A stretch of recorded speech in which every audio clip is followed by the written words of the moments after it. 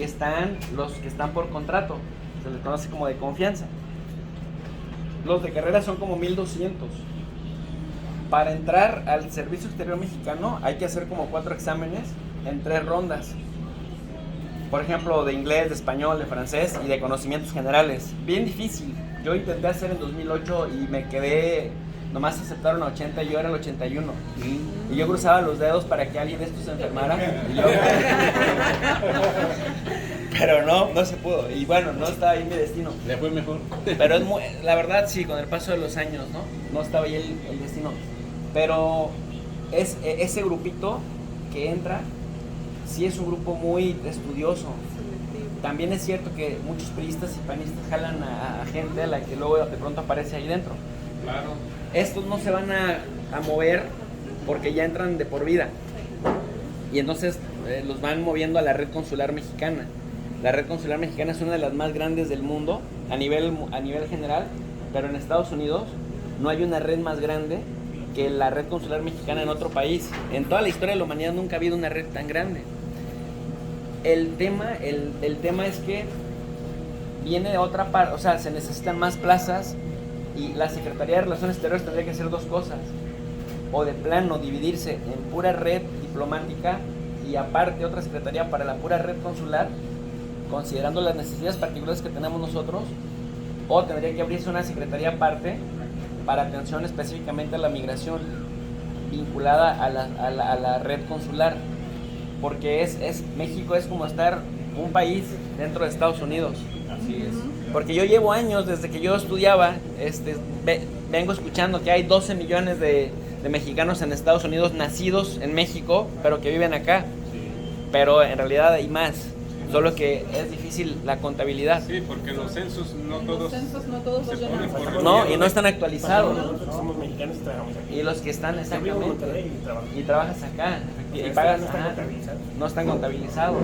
Entonces yo, bajita la mano, pienso que mínimo hay como unos 20, 25 millones de nacidos fuera de Estados Unidos que están acá y que son una fuerza de trabajo brutal que hace la diferencia.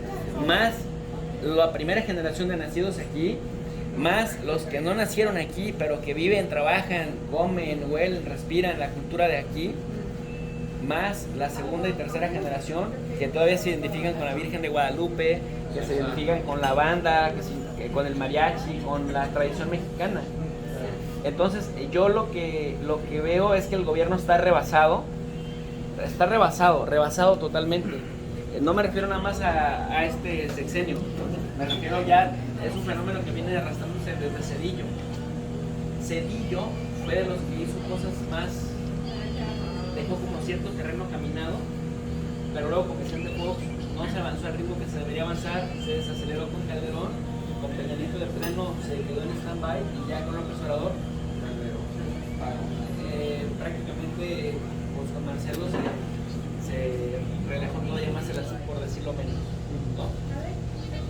El tema es que hay intereses políticos muy fuertes dentro de México, una disputa por el poder tremendo entre las élites, entre este grupo que está más de acuerdo con López Obrador en que el pastel se tiene que repartir para más personas, no solamente para grupos de poder, y los grupos de poder, los conservadores que intentan conservar los privilegios históricos desde la época de la colonia.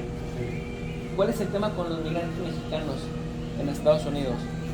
Que son una fuerza económica real, o sea, es una realidad. Yo, por ejemplo, he recibido muchas críticas en las universidades porque yo decía que el hecho de que la gente tuviera confianza en Obrador incentivaba para el tema de las remesas. Los que se dedican a los estudios de la migración internacional me juzgaban un poco de loco porque decían, no, es que tiene sus ciclos en donde los ciclos están así y luego bajan y luego... Pero con Obrador, cuando uno ve la gráfica, cuando ves el número, más allá de las teorías obsoletas, ha sido desde que llegó así, y ya llegaron a 60,000 millones anuales. Eso tiene que ver con un clima de confianza, es decir, que el migrante percibe a Obrador como un gobierno que puede empujar cambios importantes. Pero los que son anti-Obrador, o los que están con Obrador coyunturalmente, saben que si esta es una fuerza de trabajo económica, todavía no es una fuerza de trabajo política. se ha peleado muy duro y la comunidad de Chicago fue muy líder, o sea, tomó mucho liderazgo en el tema de los mexicanos, del voto de los mexicanos en el exterior. En el tema del voto de los mexicanos en el exterior, yo creo que ahí se tiene que seguir organizando el migrante, porque mientras ya es una realidad económica, pero esa realidad económica hay que trasladarla también a la realidad política. Se tiene que ganar, se tiene que conquistar el espacio del voto. O sea, exigir, por ejemplo, los documentos, la credencial del INE, todos los documentos legales que se requieren que nuestro país nos tiene que dar. Eso se tiene que seguir luchando por eso. Pero el tema del voto de los mexicanos en el exterior no es algo que ya pasó con Zedillo, que luego se aplicó con Vicente Fox para presidenciales, que luego algunos estados han estado aplicando para las gobernaturas, como Michoacán, Zacatecas, Guerrero. Se tiene que lograr que ese potencial número de 4 o 5 millones de lugares que hay para el voto de empadronados no quede en 200,000 nada más. ¿Sí me explico? Porque en la medida, ahora López Obrador hizo la diferencia en cuanto a que resultó ser un fenómeno político electoral, pero las elecciones cada vez van a tender a estar más cerradas. Imagínense ustedes 4 o 5 millones de votos de los de acá. Inclina la balanza completamente hacia el lado donde quieran. Ahora, también es cierto que somos mexicanos y la selección mexicana y el tamal, el pozolito, todo. Pero también es cierto que somos muy diversos. O sea, que tenemos intereses muy diversos y necesidades y situaciones y pensamientos muy diferentes. Pero sí necesitamos ponernos de acuerdo en mínimos aceptables para todos. ¿A qué me refiero? A que las divisiones que hay entre nosotros, digamos, entre nosotros me refiero a los migrantes mexicanos en Estados Unidos, hacerlas a un lado para que se convierta en un gran bloque que le pueda meter presión y candela al gobierno en turno. No, ahorita es pero el que venga del 24 en adelante también. ¿Por qué?